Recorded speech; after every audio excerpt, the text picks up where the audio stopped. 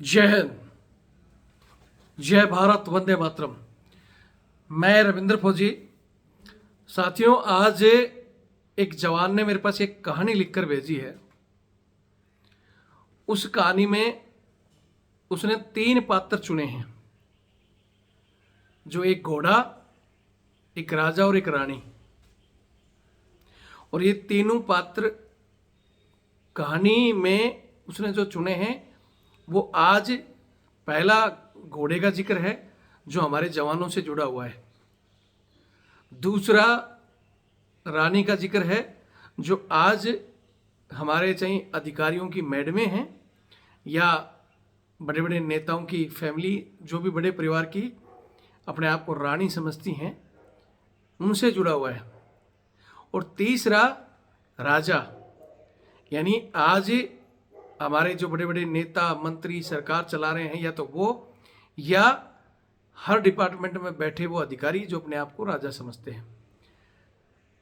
3 पात्रों के लिए एक कहानी बनी है, तो मैं चाहता हूं आप एक बार इस कहानी को सुनें और शेयर जरूर करें। कहानी शुरू होती है एक राजा से।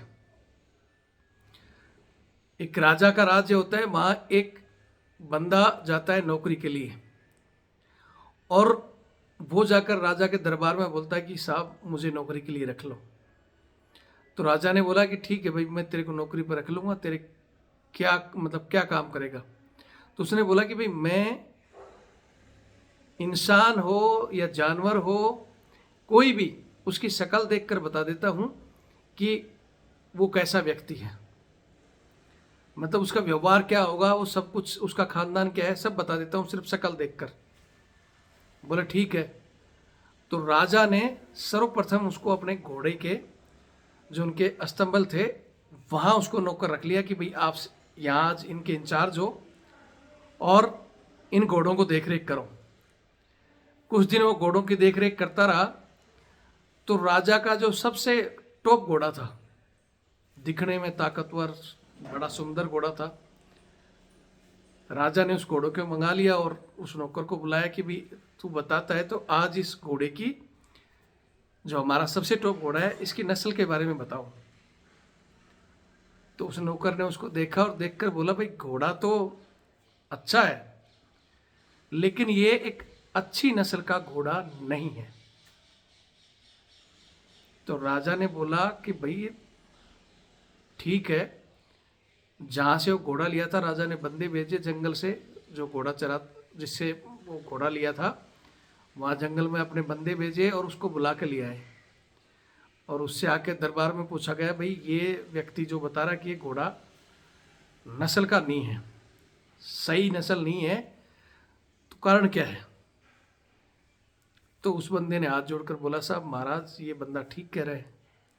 हालांकि ये घोड़ा तो अच्छी नस्ल का है, लेकिन पैदा होने के बाद में इसकी माँ घोड़े की मर गई थी, तो इस कारण इसको गाय का दूध पिलाया था, और इसलिए जो इसकी नस्ल है, हो सकता है जो ये बंदा बोल रहा है इस वजह से चेंज हुई है। तो उसने फिर नौकर से पूछा कि भाई तेरे को कैसे पता चला जबकि सबसे टॉप घोड़ा था? तो उसने बोला कि भाई ये घोड़ा वैसे तो सब ठीक है, लेकिन जब ये घास खाता है तो घास उठाकर जो नक्सली, जो अच्छा घोड़ा होता है, वो घास उठाएगा और ऊपर मुंह कर कर फिर घास खाता है। लेकिन ये गाय की तरह मतलब नीचे ही सिर रखता है और फिर नीचे ही घास खाता है, सिर नहीं उठाता। इसलिए मुझे इसको पता चला कि ये जो इसकी पैदाइश है वो सही नहीं हुई, मतलब ये अच्छी नस्ल का नहीं रहा। तो यहाँ पहले पात्र की बात हुई, वो हमारे जवानों के रिलेटेड बताता हूँ कि जवान, जिसको हम अपने आप को बोलते हैं कि घोड़ा समझो या शेर समझो, जो जाते हैं वहाँ भर्ती होकर, लेकिन वहाँ कुछ हमारे जो जिनकी नस्ल ठीक नहीं है, वो वहाँ जाकर आराम से वॉलेंटियर होकर, मतलब देश रक्षा के लिए भर्ती होते हैं और देश की सैलरी भी सही लेते हैं, लेकिन वो काम क्या करते हैं? डोलू और मैडमों की सेवा।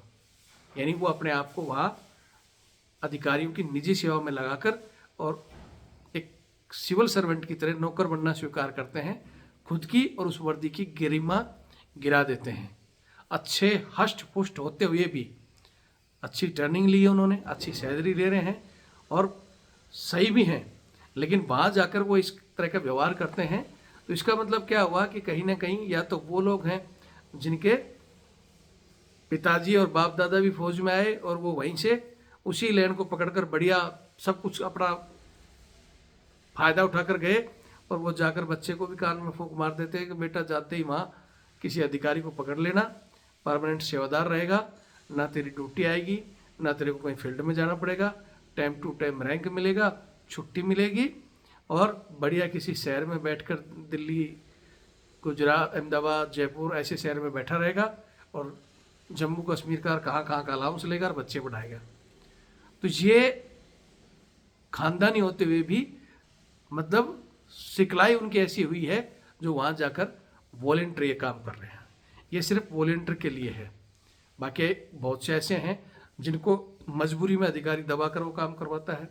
बहुत से ऐसे हैं कि कुछ ऐसी परिस्थिति आ जाती है कि मना करते हुए भी धमकियां देकर उनसे कराया जाता है, या बहुत से नौकरी छोड़ देते हैं, वो अलग विषय है। आज मैं सिर्फ इस कहानी को ही उठा रहा हूँ, और इस कहानी में फिर कह रहा हूँ कि अगर आप एक घोड़े की तरह वहाँ भर्ती होते हो या आप एक शेर बनकर वहाँ जाते हो वर्दी पहनकर, तो अपने आप को कलंकित ना करो वॉलेंटियर, क्योंकि हमारे अधिकारी कहते हैं कि हम क्या करें, तुम्हारे जवान खुद ही वॉलेंटियर हैं। तो ये उन लोगों के लिए था। अब कहानी का दूसरा पात्र आता है रानी। जब राजा ने उसकी काबिलियत देखी कि भाई ये तो नस्ल पहचानने वाला है, तो उसने रानी के महल में उसको ड्यूटी लगा दी।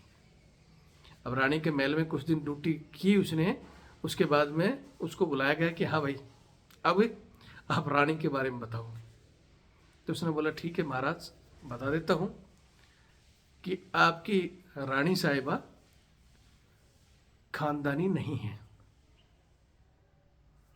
पैदाइशी गुण नहीं है इनमें। तो राजा को एकदम गुस्सा आया, पैरों के नीचे राजा की तो जमीन ही खिसक गई कि मेरी रानी के लिए इसने बोल दिया। तो उसने फटाफट रानी की माता जी को बुला लिया, बोले जी बुलाओ उनको। माँ बाप को दरबार में हाजिर कर दिया। पड़ोस के राज्य के थे, वो आए, बोले हाँ जी। बोले जी आपकी बच्चे के बारे में ऐसे ऐसे बोल रहा है कि ये पैदाइशी खानदानी नहीं है। बोला बताओ। तो उन्होंने हाथ जोड़ के बोला कि महाराज ये सही कह रहे हैं। बोला क्यों? क्योंकि बोला हमारे बच्ची हुई थी, और जब वो छोटी थी 6 महीने की, आपके पिताजी शिकार के लिए निकले थे, तो उस समय बच्चे को देख कर उन्होंने बोला कि मेरे घर की ये बहू बनेगी मेरे बच्चे की। जब आपका भी जन्म हुआ, रुद्र उसका भी जन्म हुआ था, तो हमने उनको वचन दे दिया और उन्होंने कह दिया। अब उसके बाद कुछ दिन बाद वो बच्ची की डेथ होगी, लेकिन हमने एक तो राजा को वचन दिया था, डर था कि अगर राजा को पता चला तो राजा हमारे से रुष्टों का कहीं आक्रमण नहीं कर दे या हमारे रिश्ते खराब न हो जाए, तो हमने एक दूसरे किसी की बच्ची लेकर, गोद लेकर इसको पाला है, और पालने के बाद हमने आपकी शादी कर दी, आज तक किसी को नहीं बताया। फिर उसने उसको पूछा भाई नौकर को कि भाई ये बात तेरे को कैसे पता चली जो सारी आज तक हमारे को पता नहीं थी। बोला आपने मेरी ड्यूटी वहाँ लगाई, और वो जो मैडम का व्यवहार था, मतलब रानी का, या रानी समझो या मैडम समझो, बोले वो बात बात पर नौकरों के साथ व्यवहार गलत करती थी। इस तरह उसका बोलचाल, उसका बर्ताव, उसके डांट फटकार, वो बिल्कुल निचले स्तर की गिरी हुई हरकतें थी। इस वजह से मुझे पता चला कि ये आदमी खानदानी नहीं हो सकता है। ये था दूसरा किरदार हमारी उन तमाम मैडमों के लिए, या कोई नेताओं की मैडम हो या किसी भी बड़े आदमी की, जो अगर अपने से निचले कर्मचारी पर रौब झाड़ती हैं। अभी एक अलग से वीडियो में बनाऊंगा, अभी आया हुआ है एक ओसी की मैडम है, ओवरऑल उसकी कमांड है, और वो जवानों की फैमिलियों को बोलती है उसमें प्रोग्राम में, भाई ये काम तुम करोगे, ये तुम करोगे। तो मना करते हैं तो बोलते हैं कि तुम्हारे हस्बैंड तो नौकर है हमारे, हम जो कहेंगे वो करना पड़ेगा, और नहीं तो नौकरी से बाहर कर देंगे। मतलब उनको ये लगता है कि आज के इस युग में, हालांकि वो अपने आप को राजा समझ रहे हैं या रानी समझ रही हैं, लेकिन जो उनका व्यवहार है वो आज भी बिल्कुल गिरा हुआ है। डांट फटकार लगाना, छोटे छोटे काम की वजह से जवान को इस तरह डे करना, तो ये वो हैं जिनका खानदान हो सकता है वो पड़ी परस तो खानदान में है, लेकिन व्यक्तिगत गुण बाहर से आए हुए हैं जो वो उसके गए नहीं। तो राजा ने बोले ठीक है भाई। अब कुछ दिन बाद में उसको दरबार में नौकर को लगा दिया गया कि ठीक है ब्याज से आप दरबार में रहो, सभी दरबारियों के बारे में उनके बारे में बताओगे। ऐसा चलता रहा। तो चलते चलते यहाँ मैं इस कहानी का थोड़ा सा एक टॉपिक भूल गया था। जब फर्स्ट में घोड़े के बारे में उसने बताया और जब वो चीज़ें साबित हो गई तो राजा ने उनको इनाम दिया था, जो इनाम में उसको अनाज, घी, दूध और बकरियां नौकर को कि भैया तेरी बात सत्य हुई तो ये उसके घर भिजवाया था। दूसरी बात में भी जहाँ रानी का केस आया वहाँ भी जब उसकी बात सत्य हुई तो उसको अनाज, बकरियां और घी वगैरह ये दान में उसको दिए थे। और उसके बाद उसको दरबार में लगा दिया। दरबार में वो ड्यूटी करता रहा। और फिर अचानक एक दिन महाराज ने उसको पूछ लिया कि भाई सबका बता दिया, आज तू मेरा व्यवहार बता। अब राजा का व्यवहार, वो पार के आदमी था, वो तो जानता था। उसने पहले राजा को बोला महाराज बता दूंगा, लेकिन बताने से पहले आप वचन दो कि आप मुझे कुछ नहीं करोगे। तो महाराज ने बोला ठीक है भाई, मैं सबके सामने वचन देता हूँ कि मैं कुछ नहीं करूँगा, लेकिन बता दे। तो उसने बोले ठीक है महाराज क्षमा करना, लेकिन आप खानदानी राजा नहीं हो। अब ये बात कहते ही महाराज के फिर जमीन खिसक गई कि साला इसने तो मेरा ही वो कर दिया। तो वो सीधा, उसको कुछ नहीं बोला, वो सीधा अपनी माता जी के पास पहुंच गया महल में। वहाँ पहुंचा तो वहाँ जाते ही बोला कि ऐसे ऐसे नौकर की दो बातें ठीक हुई, उसने आज मेरे लिए वर्ड बोला है, क्या कहानी है बताओ। तो उनकी माता जी ने बताया कि भाई हम लोग खूब तपस्या की, इधर उधर घूमे, लेकिन हमारी कोई औलाद नहीं थी।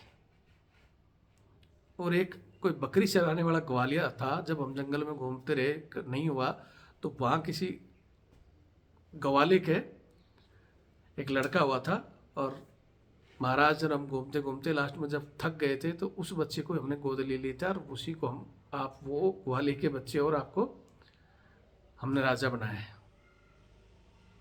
तो महाराज तो बिल्कुल भौचक्का हो गया। हालांकि महाराज ने वचन दे रखा था, उसको मार भी नहीं सकता था, और बात साबित होगी तो जाते ही महाराज उसके ऊपर चढ़ गया कि भैया जो आज तक मेरे को पता नहीं थी, किसी को पता नहीं थी, तेरे को कैसे पता चला, सही से ही बता, नहीं तो फिर देख ले। बोले साहब महाराज आपने वचन दे रखा था।